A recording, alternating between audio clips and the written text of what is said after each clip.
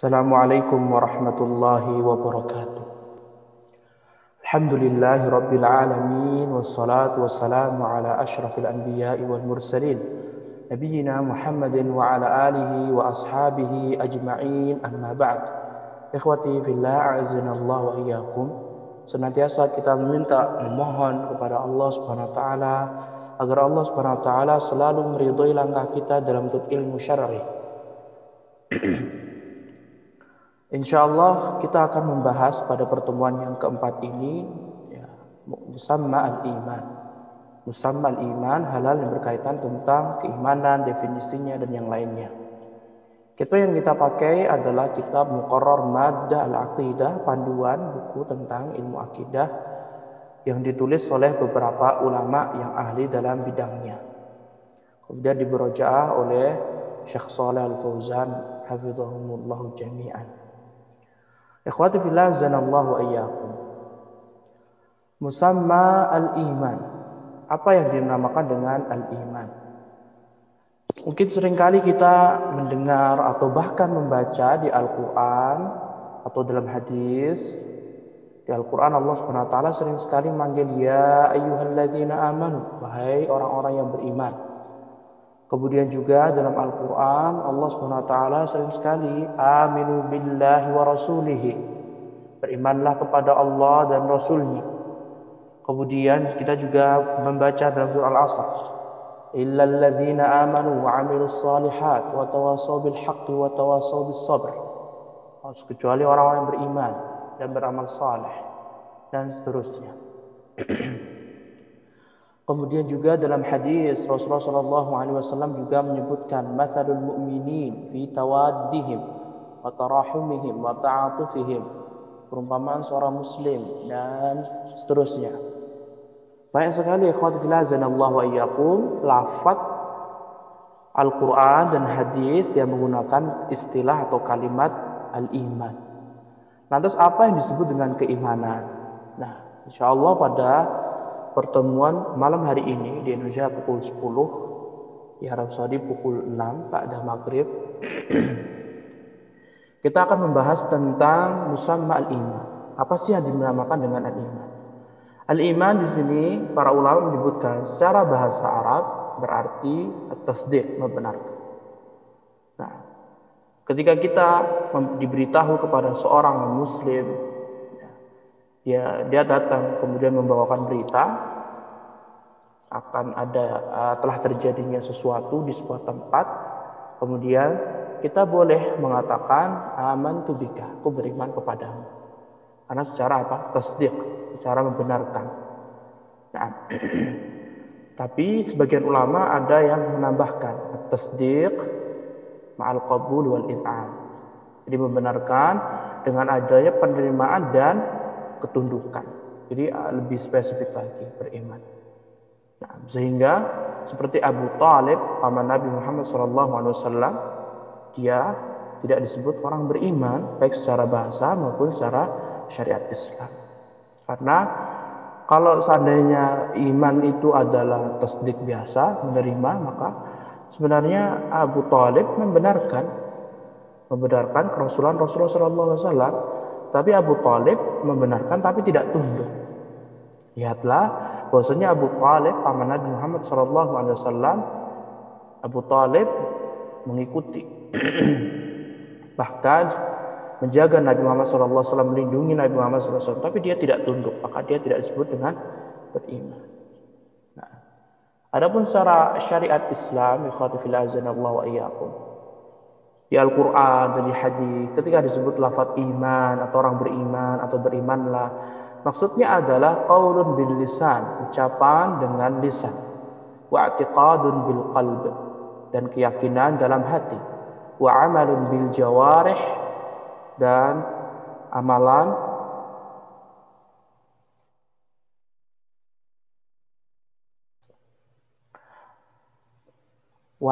bil jawarih, dan mengamalkan dengan anggota badan. Yazidu bil ta'ah wa yanqusu bil ma'siyah. Iman itu bisa bertambah dengan melakukan ketaatan dan dia akan berkurang dengan melakukan kemaksiatan. Nah, ikhwati fillah azanallahu wa iyyakum. Ketika Allah SWT berfirman, aminu billah, berimanlah kepada Allah. Maksudnya adalah kita harus mengucapkan dengan lisan kita, meyakini dalam hati, kemudian merealisasikannya dengan anggota badan kita, mengamalkannya. Dan iman itu dia bisa bertambah dengan dilakukan ketaatan. Dan iman akan berkurang jika seorang melakukan kemaksiatan. Nah, di sini ikhwatu fillah azanallahu wa iyyakum, kemudian para ulama menyebutkan dalil-dalil yang menunjang kebenaran pengertian iman secara syariat Islam. Yang pertama adalah bahwasannya iman itu mengatakan dengan lisan, harus dikatakan dengan lisan kita. Allah Subhanahu wa taala berfirman dalam surah Al-Baqarah ayat 136 yang bunyinya qulu amanna billah wa ma unzila ilaina. Katakan dengan lisan kalian, amanna billah, kami beriman kepada Allah, wa ma unzila ilaina, dan apa yang diturunkan kepada kami. Allah memerintahkan kita untuk mengucapkan dengan lisan kita bahwasanya kita ini beriman kepada Allah dan beriman terhadap apa yang telah Allah turunkan kepada kita. Nah, kemudian dalil yang kedua yang menunjukkan bahwasanya keimanan itu harus terdapat dalam hati, keyakinan dalam hati seseorang. Dalam ayat Al-Qur'an dalam surat Al-Hujurat ayat 14, Allah Subhanahu wa taala berfirman, "Walamma yadkhulul imanu fi qulubikum." Walamma yadkhulul imanu fi qulubikum. Dan keimanan ini belum masuk ke dalam hati-hati kalian. Ayat ini ikhwatu fillah azanallahu wa iyyakum berkaitan tentang seorang Arab Badui yang datang kepada Nabi Muhammad sallallahu alaihi wasallam dan dia mengatakan bahwasanya dia telah beriman kepada Allah Subhanahu wa taala. Kemudian Allah Subhanahu wa taala pun memberitahu kepada orang tadi ketika mereka datang pada Nabi Muhammad SAW dan mengatakan qalatil a'rabu amanna, berkatalah orang-orang Badui kami telah beriman. Mereka mengucapkan dengan lisan mereka, tapi mereka belum beriman dalam hati mereka, hanya sebatas mengucapkan syahadat. Qalatil a'rabu amanna, orang-orang Arab Badui mereka mengatakan kami telah beriman wahai Nabi. Nah, Allah SWT merintahkan Nabi untuk menjawabnya, qul, katakan wahai Nabi. Qul, katakanlah wahai Nabi Muhammad SAW, lam tu'minu, kalian ini belum disebut beriman dengan sebenar-benarnya. Qul lam tu'minu, kalian belum disebut dengan beriman sebenar-benarnya. Walakin qulu aslamna, katakanlah bahwasanya kami telah masuk Islam, karena Islam berbeda dengan iman. Nah, kemudian walamma yadkhulul imanu fi qulubikum, nah, karena iman belum masuk ke dalam hati kalian. Lihatlah di sini Allah Subhanahu wa taala mengajari Nabi Muhammad sallallahu alaihi wasallam untuk meyakini bahwasanya keimanan itu harus menancap dalam hati, tidak cukup dengan perkataan. Sehingga kelompok yang mengatakan bahwasanya cukup dengan ucapan semata, maka ini adalah kelompok yang menyelisihi petunjuk Allah Subhanahu wa taala. Nah, kemudian ikhwatu fillah azanallahu wa iyyakum, keimanan itu juga berupa dengan amalan. Keimanan itu juga berupa amalan anggota badan. Nah, di sini ikhwatu fillah azanallahu wa iyyakum, para ulama menyebutkan sebuah ayat yang terdapat dalam surat Al-Baqarah ayat 143. Allah Subhanahu wa taala berfirman, "Wa ma kana Allahu liyudhi'a imanakum." Dan Allah Subhanahu wa taala tidak akan pernah menyia-nyiakan keimanan kalian. Nah, kalau kita perhatikan ayat ini kita buka dalam Quran ayat 143, kita akan mendapati ayat ini berbicara tentang pemindahan kiblat. وَكَذَلِكَ جَعَلْنَاكُمْ أُمَّةً وَسَطًا لِتَكُونُوا شُهَدَاءَ عَلَى النَّاسِ وَيَكُونَ الرَّسُولُ عَلَيْكُمْ شَهِيدًا وَمَا جَعَلْنَا الْقِبْلَةَ الَّتِي كُنْتَ عَلَيْهَا إِلَّا لِنَعْلَمَ مَن يَتَّبِعُ الرَّسُولَ مِمَّن يَنقَلِبُ عَلَى عَقِبَيْهِ وَإِن كَانَتْ لَكَبِيرَةً إِلَّا عَلَى الَّذِينَ هَدَى اللَّهُ. Lihatlah, dan tidaklah Allah Subhanahu wa taala telah menjadikan kiblat, perpindahan kiblat dari Baitul Maqdis menuju Makkah, menuju Masjidil Haram, itu kecuali Allah Subhanahu wa taala ingin mengetahui siapakah di antara sahabat yang benar-benar mengikuti petunjuk Rasulullah Shallallahu alaihi wasallam. Walaupun perpindahan ini sebenarnya benar-benar berat sekali dirasakan oleh kaum muslimin, kecuali orang-orang yang mendapatkan petunjuk Allah Subhanahu wa taala. Setelah itu Allah mengatakan, "Wa ma kana Allahu liyudhi'a imanakum." Dan Allah Subhanahu wa taala tidak akan menyia-nyiakan keimanan kalian. Lihatlah ikhwati fillah azanallahu wa iyyakum, di ayat ini Allah Subhanahu wa taala menamakan salat itu dengan keimanan. Karena sahabat sempat beberapa bulan salat menghadap Baitul Maqdis. Kemudian sampai di kota Madinah, Allah Subhanahu wa taala pun memerintahkan berpaling dari Baitul Maqdis menuju Makkah beberapa bulan.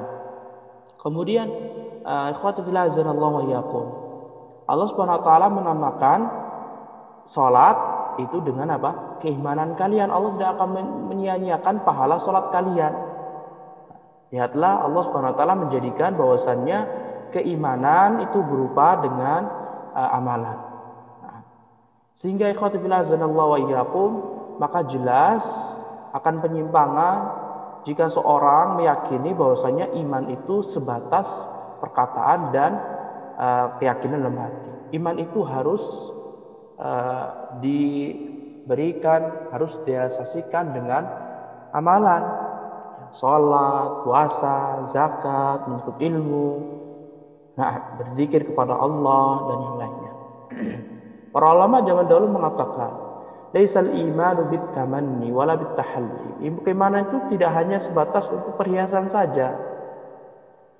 Ya, tetapi iman itu adalah yang diyakini dalam hati kemudian ditunjukkan dengan anggota badan, amalan badan. Maka itu disebut dengan keimanan.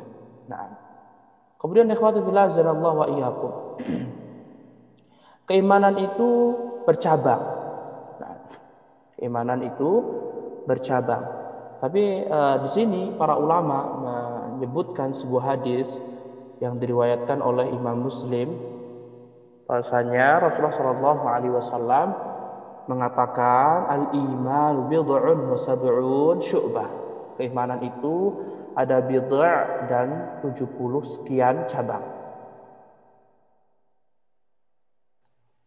Nah, istilah bid'un, ya, kalimat bid'a dalam ilmu bahasa Arab, khusus ilmu nahwu, di sana disebutkan jika kita baca kitab, baca Al-Quran atau hadis, dan kita menemui kalimat bid'ah itu bilangan antara 3 sampai 9. Sehingga keimanan itu ada 73 sampai 79 sekian ya, cabang. Nah, a'laha qaulu la ilaha illallah. Yang paling tinggi kedudukannya adalah mengucapkan la ilaha illallah. Tidak ada sembahan yang berhak diibadahi kecuali Allah Subhanahu wa taala. Wa adnaha imatatul adza 'anil thariq. Dan yang paling terendah dari keimanan adalah menyingkirkan gangguan dari jalan. Wal haya'u syu'batun minal iman. Wal haya'u syu'batun minal iman. Dan rasa malu termasuk dari keimanan. Lihatlah ikhwati fillah azanallahu wa iyyakum, di sini Rasulullah sallallahu alaihi wasallam memberikan bahwasanya keimanan itu bertingkat-tingkat. Menunjukkan keimanan itu bisa naik, bisa turun. Nah, keimanan seseorang bukan satu bagian. Bukan satu bagian saja, tetapi ada beberapa cabang. Dan lihatlah ikhwati fillah azanallahu wa iyyakum, di hadis ini juga kita bisa mengambil kesimpulan keimanan itu qaulun bil lisan, ucapan yang diucapkan. Lihatlah ucapan la ilaha illallah, ini ucapan qaulun bil lisan, mengucapkan dengan lisan. Kemudian yang kedua, keimanan itu dilakukan dengan anggota badan. Keimanan itu juga dilakukan dengan anggota badan. Ya. Dalilnya wa adnaha imatatul adza 'anil thariq. Dan yang terendah dari keimanan adalah menjauhkan gangguan dari jalan. Ketika kita berjalan, kemudian kita menemukan ranting yang berbahaya untuk kaum muslimin, maka kita singkirkan, maka itu termasuk dengan keimanan. Lihatlah Rasulullah SAW menamakan amalan, ya, perbuatan badan menyingkirkan gangguan di jalan termasuk keimanan. Kemudian yang terakhir, Rasulullah SAW menjadikan sesuatu yang ada dalam hati berupa kemaluan, rasa malu, ya, berupa rasa malu termasuk dengan keimanan. Wal haya syu'batun iman. Dan rasa malu itu termasuk cabang dari keimanan. Lihatlah, akidah Ahlussunnah wal Jamaah meyakini bahwasannya iman itu qaulun bil lisan, perkataan dalam lisan, kemudian wa amalun bil jawarih, amalan sesuai dengan yang dikerjakan dalam anggota badan, kemudian wa i'tiqadun bil qalb, dan ada keyakinan dalam apa? Hati. Nah, di dalam hadis yang lainnya, ikhwati fillah azanallahu wa iyyakum, Rasulullah sallallahu alaihi wasallam menyebutkan, man ra'a minkum munkaran falyughayyirhu bi yadihi, fa in lam yastati' fa bi lisanihi, fa in lam yastati' fa bi qalbihi, wa dzalika adhaful iman. Dalam hadis yang kedua ini, hadis yang diriwayatkan oleh Imam Muslim rahimahullah, bahwasanya Rasulullah sallallahu alaihi wasallam bersabda, man ra'a minkum munkara, barang siapa di antara kalian yang melihat kemungkaran, lihat, barang siapa yang melihat kemungkaran, falyughayyirhu biyadihi, maka hendaklah dia merubahnya dengan tangannya. Ya, fa in lam yastati' fa bilisanihi, kalau tidak bisa, tidak mampu, belum berkuasa merubah kemungkaran dengan tangannya, maka hendaklah dia merubah dengan lisannya. Fa in lam yastati' fa biqalbihi, jika tidak mampu dengan lisannya juga, nasihati dengan lisan, maka hendaklah dia mengingkarinya dengan hatinya. Wa dzalika at'aful iman, dan mengingkari kemungkaran dalam hati itu termasuk keimanan yang paling lemah. Lihatlah ikhwati fillah azanallahu wa iyyakum, Rasulullah sallallahu alaihi wasallam menyebutkan bahwasannya ketika seorang mengetahui kemungkaran, sebuah kemungkaran, misalnya kemusyrikan, ya, kaum muslimin menyekutukan Allah Subhanahu wa taala, kemudian mengingkarinya dengan tangannya jika mampu. Kemudian jika tidak, menggunakan lisannya menasihati, jika tidak maka dengan hatinya. Dan Rasulullah SAW menamakan semua ini dengan keimanan. Kalau kita perhatikan, merubah dengan tangan ini merupakan amalan anggota badan. Kemudian mengingkari dengan lisan itu menggunakan apa? Lisan, mulut kita. Nah, itu Nabi Muhammad SAW menyebutkan bahwa itu semuanya termasuk keimanan. Nah, kemudian juga jika tidak mampu maka dengan hati, keyakinan dalam hati. Dan Rasulullah SAW menyebutkan ini semuanya keimanan. Sehingga ikhwati fillah azanallahu wa iyyakum, para ulama menyebutkan di sini fadallal haditsan ala anna al-iman yakunu bil qalbi wal lisani wal jawarih. Dalam hadis dua tadi di atas, dua-duanya riwayat Imam Muslim, menunjukkan bahwasannya keimanan itu berupa perkataan, kemudian hati, dan dibenarkan oleh amalan anggota badan. Nah, kemudian ikhwati fillah azanallahu wa iyyakum, iman itu juga naik turun. Naik, dan ini merupakan kekhususan Ahlussunnah wal Jamaah. Adapun sebagian kelompok mereka tidak menamakan keimanan itu bisa naik dan turun. Lihatlah di sini Al-Imam Al-Hasan Al-Basri mengatakan, laisal imanu bitahalli wala bitamanni walakin ma waqara fil qalbi wa saddaqatul a'mal. Ya, ini sebenarnya paragraf baru seharusnya. Nah, wa qala Al-Hasan Al-Basri, berkata seorang tabi'in yang ahli sunnah, Imam Al-Hasan Al-Basri rahimahullah, beliau mengatakan laisal imanu bitahalli, iman itu tidak boleh hanya sekedar dijadikan perhiasan belaka. Wala bitamanni, keimanan itu juga tidak boleh hanya sekedar berangan-angan. Walakin, akan tetapi, ma waqara fil qalbi, Akan tetapi keimanan itu yang ada dalam hati, wasaddaqatul a'mal, dan dibenarkan oleh anggota badan. Amalan anggota badan. Lihatlah ikhwati fillah azanallahu wa iyyakum. Nah, kita sudah memiliki 3 dalil bahwasanya keimanan itu dengan lisan, kemudian anggota badan, dan juga dengan hati. Kita memiliki 3 dalil. Dalil pertama adalah dalil dari Al-Quran. Kemudian dalil kedua dari sunnah Nabi Muhammad SAW. Yang ketiga dari salaf. Al-Hasan al-Basri termasuk tabi'in yang membesar muridnya para sahabat. Ya, lihatlah, kita memiliki 3. Sehingga keyakinan inilah adalah keyakinan yang benar. Tinggalkan kelompok-kelompok yang mengatakan cukup hanya mengucapkan la ilaha illallah. Ya, seperti orang-orang Murji'ah, mereka hanya meyakini sudah cukup. Ya, tidak perlu beramal soleh. Nah, jelas ini tidak benar. Kita memiliki 3 dalil. Nah, kemudian akhwati fillah azanallahu wa yaqum, ulama di sini mereka menutup pembahasan ini dengan menyebutkan sebuah ayat yang menunjukkan bahwa keimanan itu naik dan bisa turun juga. Lihatlah, Allah SWT berfirman, wa idza tuliyat alaihim ayatuhu zadatuhum imanan wa ala rabbihim yatawakkalun. Dalam surat Al-A'raf ayat kedua, Allah Subhanahu wa taala berfirman, sebelumnya di sini disebutkan innamal mu'minun, sesungguhnya orang-orang beriman. Lihatlah, Allah Subhanahu wa taala mengatakan sesungguhnya orang-orang beriman, yaitu apa? Mengucapkan dengan lisan, yakin dalam hati, dan mengamalkan dengan anggota badannya. Innamal mu'minun, sesungguhnya orang-orang yang beriman. Allazina idza dzukirallah, yang apabila nama Allah Subhanahu wa taala disebut di hadapan mereka, orang yang mengatakan dengan lisannya, kemudian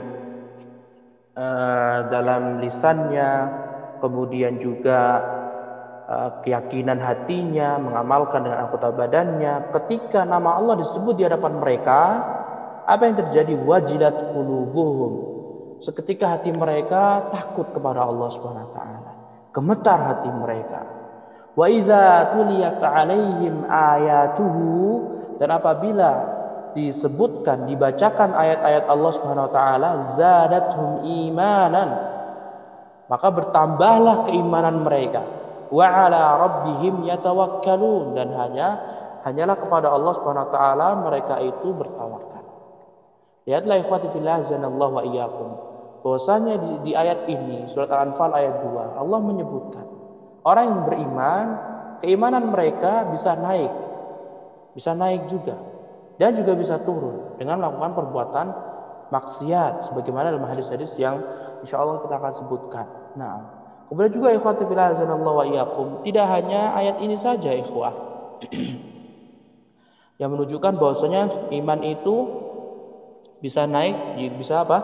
Bisa turun. Ya. Dalam surat Al-Muddatsir ayat yang ke-31, di sana Allah Subhanahu wa taala berfirman, "Wa ma ja'alna ashaban nari illa malaikah, wa ma ja'alna iddatahum illa fitnatan lil ladzina kafaru liyastayqina alladzina utul kitaba wa yazdada alladzina amanu imanan."